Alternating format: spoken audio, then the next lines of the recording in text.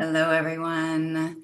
Back with another episode of With Love Solé. And today I want to talk about boundaries.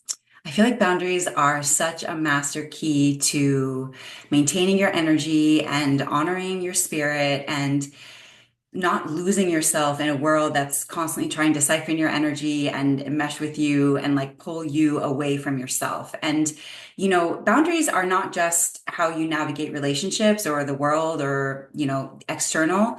They're very much how you navigate yourself. And I think that that's where true boundary work starts is like sitting down and reflecting on the kind of the whole scope of how you exist in your own world and how you relate to your own energy and all of the many ways that you drain your own energy, which is, difficult to see sometimes because when you start to look, it's like, dang, I do that and I do that and I do that. And then you're wondering why you're tired or why you don't feel solid in your boundaries. Well, in your core existence, you're not holding boundaries for yourself and to yourself, And this goes anything from like what you eat to how much time you spend on your phone to, how much time you spend avoiding yourself to how much TV you watch, like so many levels and ways that we leak our energy and we leak our power in our like day to day habits and tendencies.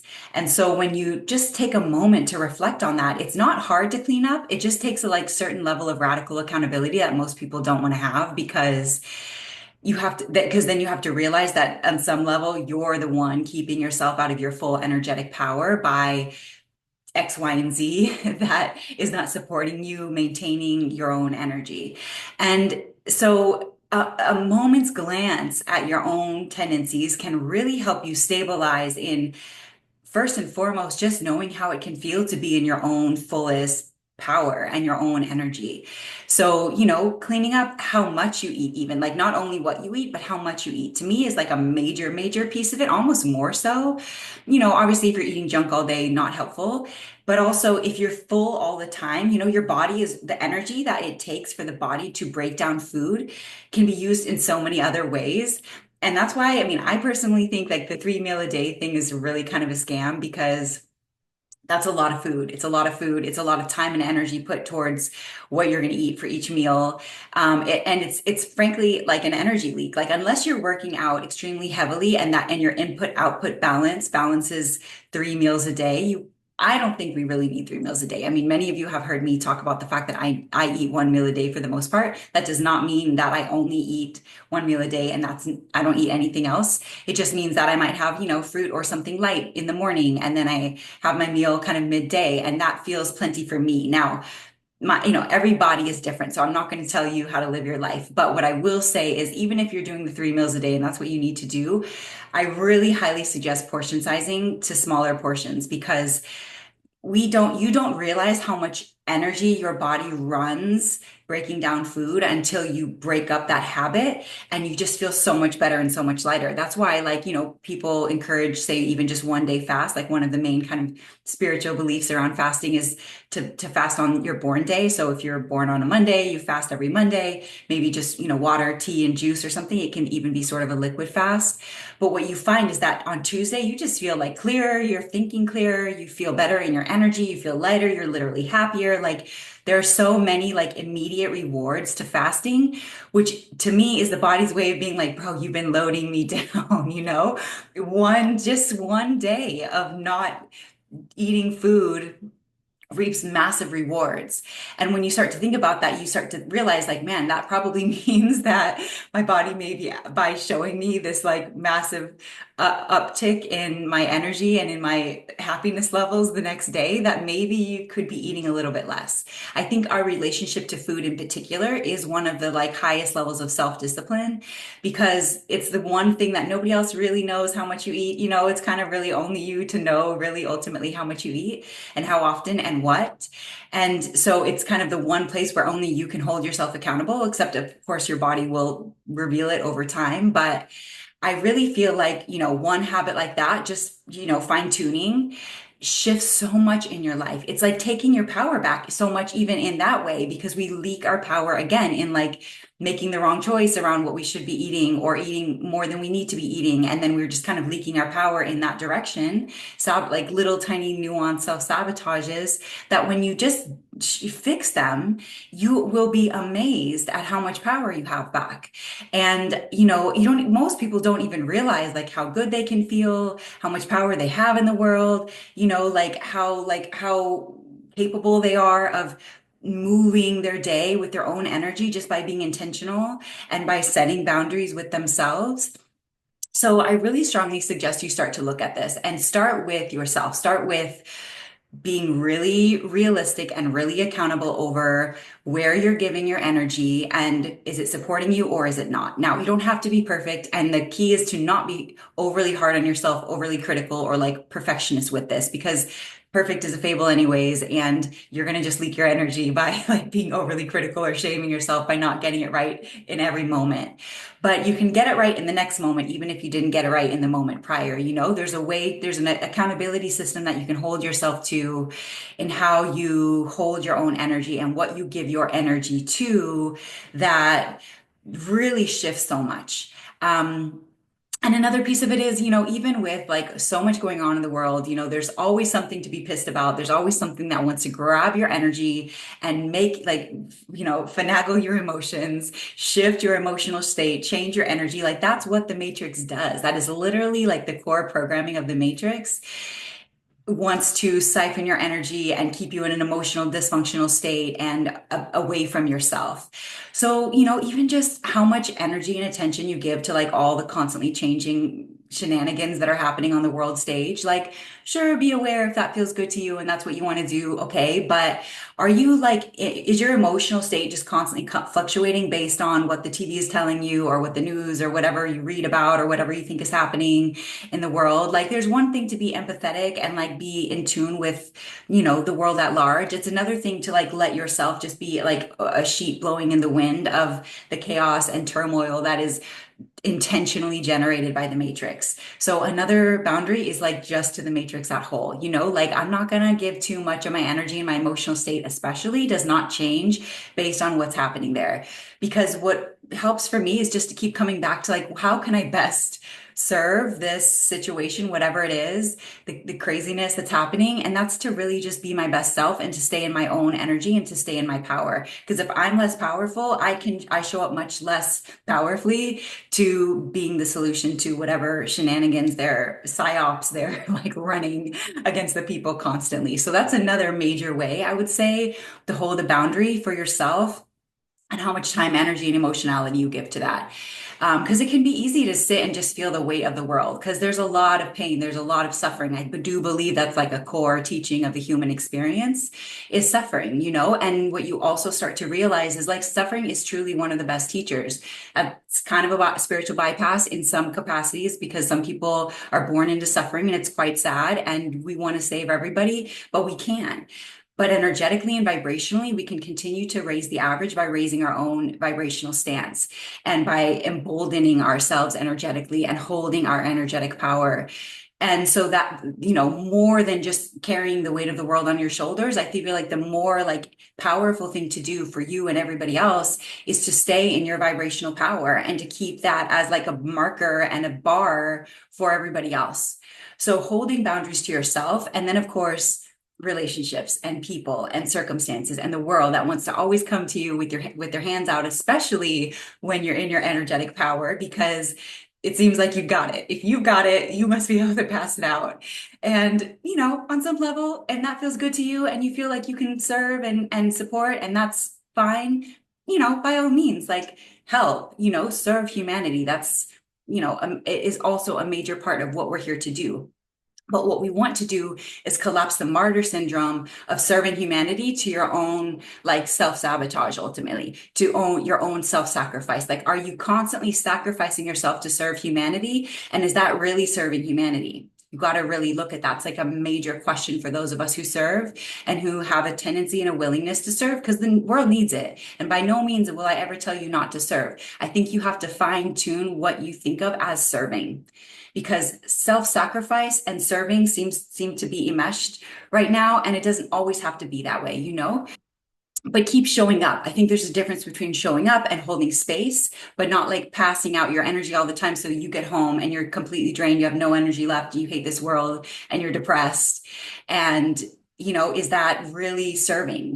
So it's kind of like serving yourself first and then serving humanity, and not letting that not be a selfish thing, but just that you can serve bigger when you're taken care of, when your cup is full. I mean, it's literally like the basic universal math, when your cup is full, you overflow more fully, you can reach to more people. And then when you reach to the place where your cup is just full, you don't have any overflow, it's okay to like be with yourself.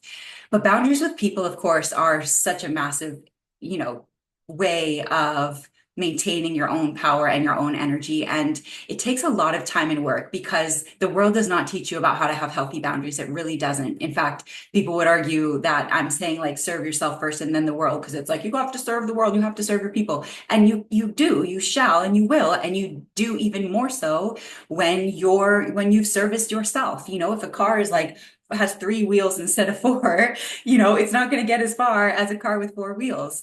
And I think that goes to show with the same with us. Like if you're full and you're feeling good and you're just overflowing and you're showing the world that that's possible, you're serving more people than you are when you have only three wheels and you're half existing and you have like only a spoonful to give, you know, and you're mad about it because you really intuitively should be giving it to yourself. So boundaries with other people and in relationships and in the world are so incredibly important. And it takes a long time to like reestablish how that feels in your body, because there's a lot of shame and there's a lot of like, being hard on yourself for holding certain boundaries, because it means saying no more. And it means like being willing to say like, yeah, that's not for me, or, nah, I'm not going to engage with that, or I'm not going to respond to this message. My inbox is full and I don't respond to, I mean, on social media, I very rarely respond. That's like one of my boundaries, because, whether it's the hate mail or the love mail, I can't, spend all of my day giving back in that way. I love it so much. I appreciate it. I try to read the messages as much as I can, but I simply cannot respond to all of them. And that's a boundary for me, and even in my client work, I have to hold boundaries around how available I am, because, do the work that I do, which is like energy work and helping people heal, is a little bit different than therapy, which is a little bit sort of more structured. So people want to hit me up kind of constantly, and I can't always be available to that. I can't always be working when I'm not getting paid. And there's a lot of unpaid expectations when you're in sort of the spiritual field, if you will, because there's not a lot of structure there. And it seems like you have it and you're a lot of available. And so people are always asking for advice or what have you. And, my little boundary around that is like, I would love to do a session with you. And I would truly, but I can't be passing out individual advice in DMs all day long. Like I would have no energy left for anything else. So, and it's healthy. It's healthy to say no, and it's healthy for people to hear no, because again, a boundary that someone cannot hold to you is a boundary they have not met and held within themselves. So when you say no and you say it in a way that's appropriate, you teach people that that's okay. And a lot of people will not like that. They'll get mad that you don't respond. They'll get mad that you're saying no. They'll get mad that you're not immediately available to them. And that's completely fine, because it just says to me that they're probably the type of person who's immediately available, who never says no and over responds and is over available. So what you're showing them is what it looks like when you're not that way. And their anger about it is their own projection onto you of what they know they should be doing better at. So that's why you can't be, also like emotionally fragile to other people getting mad at you because you have boundaries or thinking it's weird. I get called like guarded often, especially by men who are like pursuing me. And that's just because I'm not like immediately available to like full enmeshment on the first day you take me on to dinner, because I don't know. I'm very like thoughtful in relationships, and people latch and cling to me really quickly. And I know that about my, the tendencies. So I am slow, and I will share that and I'll say that. And it just means I'm not like hyper available and ready to get married tonight. Like I'm not. I would only want to even date or spend any amount of time with someone who's like a very clear vibrational match for me. That's like and it feels to most people like I may be kind of distant or like, guarded. And I know exactly what they mean when they say that, because I'm not hyper available. People want to enmesh right away. Like a lot of people, romantically will meet you one day, and then from there it's just like they want to talk all day long forever. And it's like, that would be something we could potentially work into, but I met you yesterday. Like, I can't be hyper available to you today after just having met you yesterday. Like, that doesn't feel good to me. I do protect my energy, because the truth is, when you do have a full cup, people want it. People see that you have glowing energy and they want some of that. They want to feel it, they want to be around it, they want to talk to you, and even so much so that's kind of where some of the love bombing will come in, because people will love bomb you as a way though of tapping your energy, because then you're kind of like, thank you. They always get the little rise or whatever. But you have to show them too, like, you don't need to be love bombed. Like, you're good as you are. And I think that's the core theme here when it comes to boundaries, is finding the place where you're good as you are. There's this saying of like, I'll only have you if you're sweeter than my solitude. When your solitude is rich, baby, it is really hard to beat that. It's really hard, and in a good way and in a challenging way, because it does mean that, your circle gets smaller and smaller and smaller, because the people who you want to spend active amounts of time with are going to be less and less, because a lot of people in relationships, whether it's friendships or romantic, do just want to enmesh and cling and like lock in. And then, and you end up kind of either hand-holding them or babysitting or whatever, if that's not your jam, if you're not down for the codependent vibes.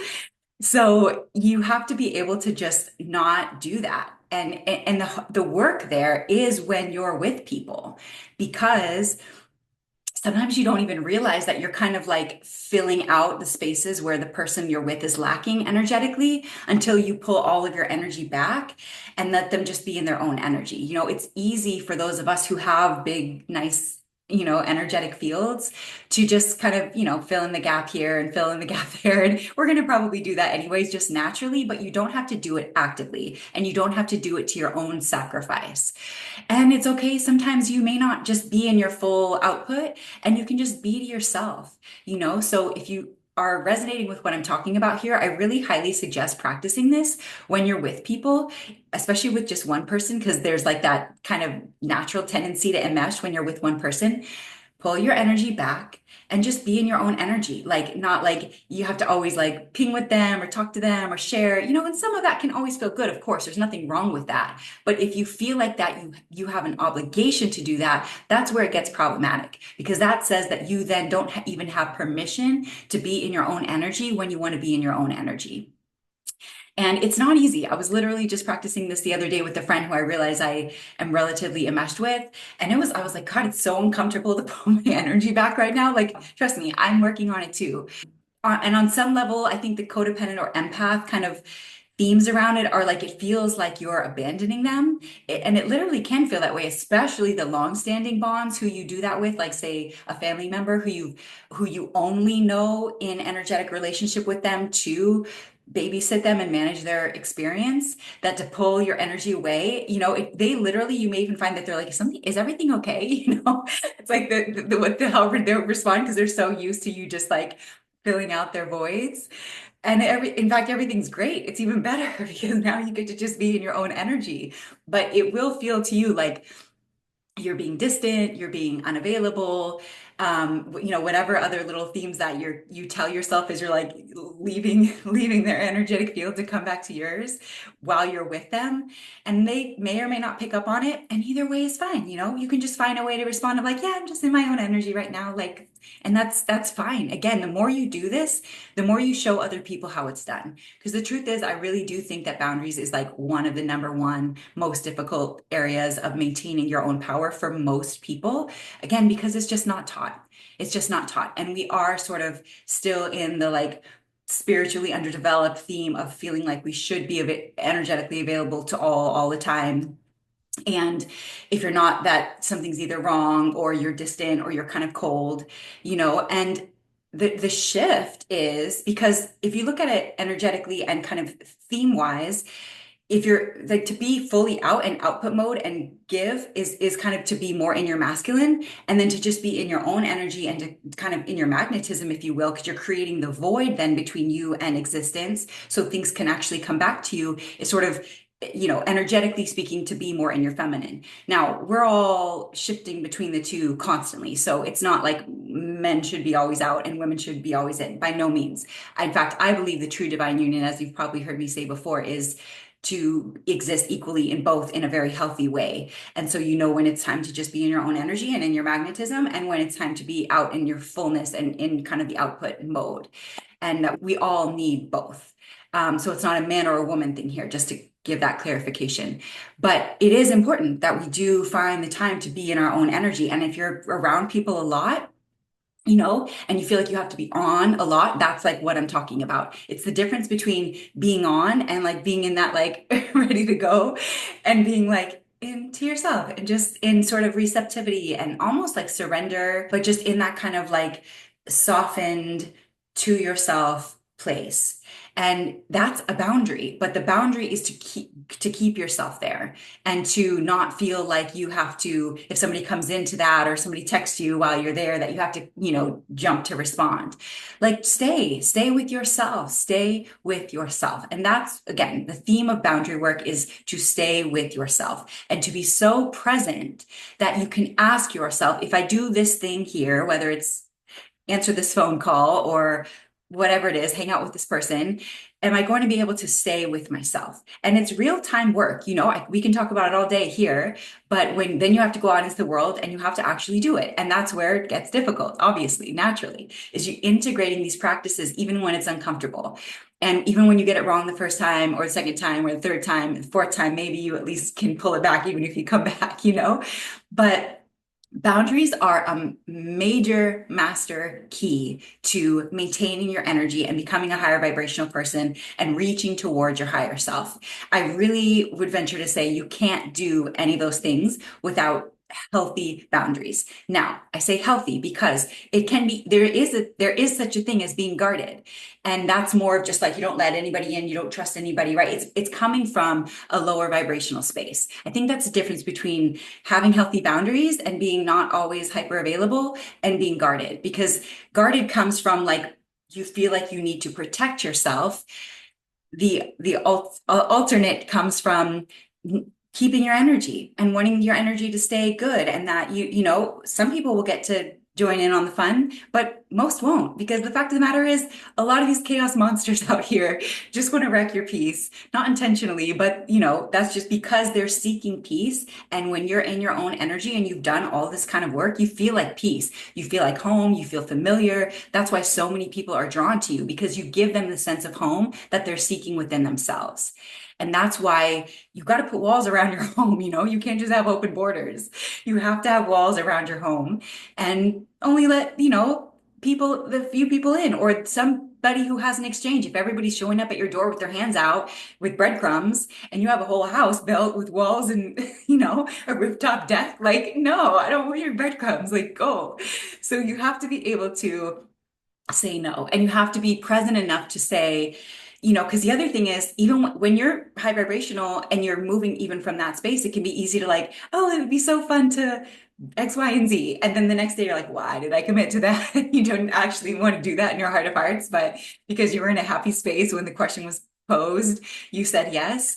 So, even like being so present of like, okay, is this going to be one of those things where tomorrow I'm going to wish I hadn't committed to this? So maybe you say maybe more, or you just give yourself that space to like check in, that little pause of checking in before you say yes, or before you commit to something, or before you give your energy to something. Check in with yourself, and keep holding the boundaries around your reality, so that you aren't just strung out and like lost like a lot of people, and just chaos. There, so many people are true chaos monsters, and it's just what it is, because if they haven't done their energy work, they haven't done any form of inner work, they don't even know what that means. They're just out here in the full external gain of things, and don't even know what it feels like to sit with themselves, and definitely aren't going to do that.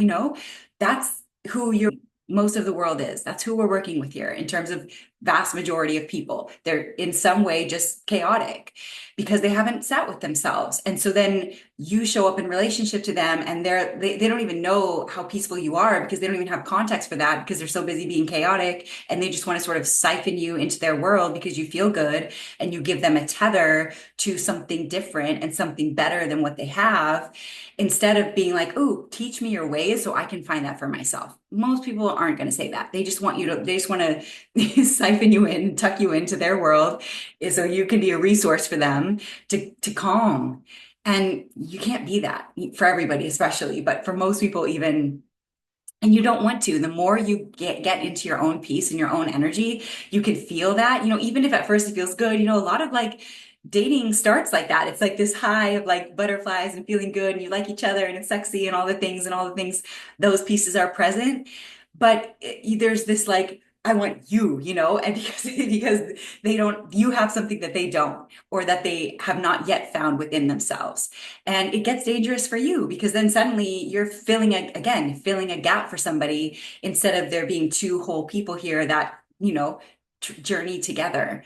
So there's so many angles to go with boundaries, and I'm not going to go too much further because I feel like I've given you a lot here. But the two proponents here are looking at yourself, how you move your own energy, how you maintain your presence, the ways that you abandon yourself and leak your energy and leak your power, and to clean that up so that the tone is set. And then from a set tone, maintaining your set tone as you navigate the world.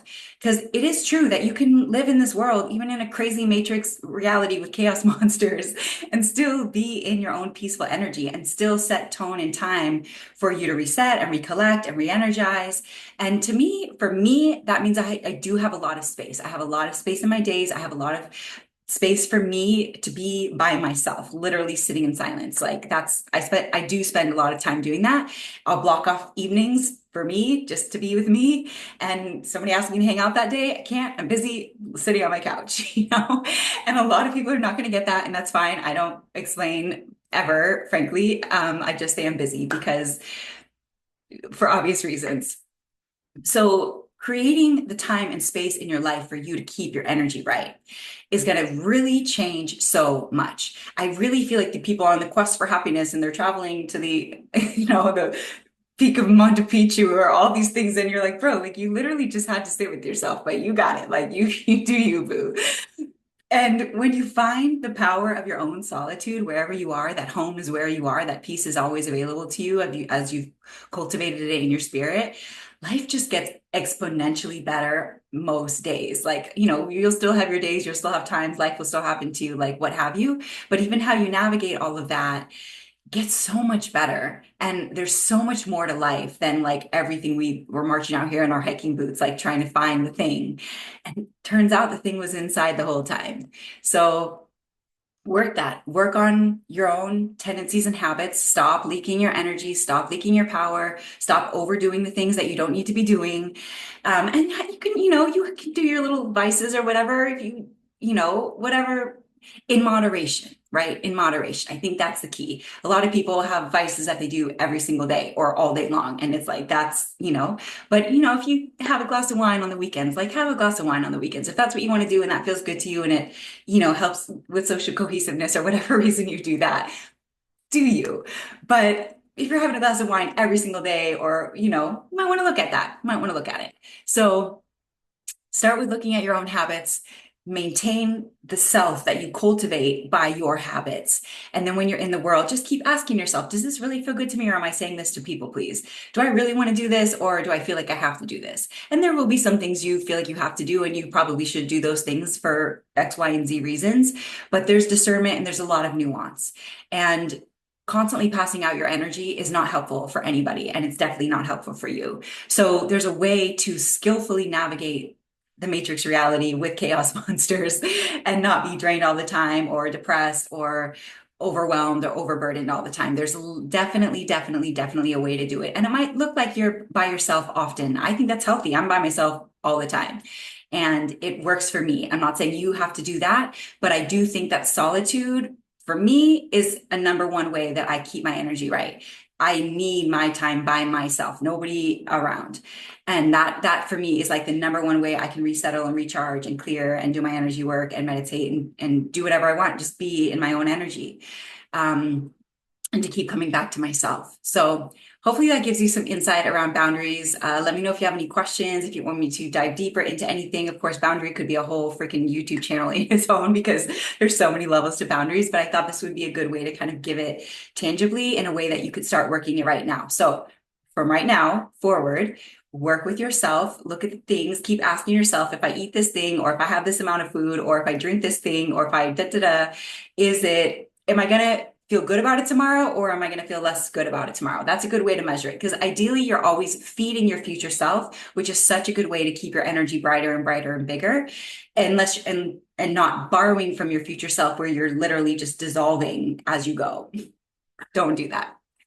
Okay, you guys, love you. Thank you for being here. Thank you for all of your support. I'm so glad to be back here with you guys, and I'm excited for all that is to come. Love you. Okay, bye.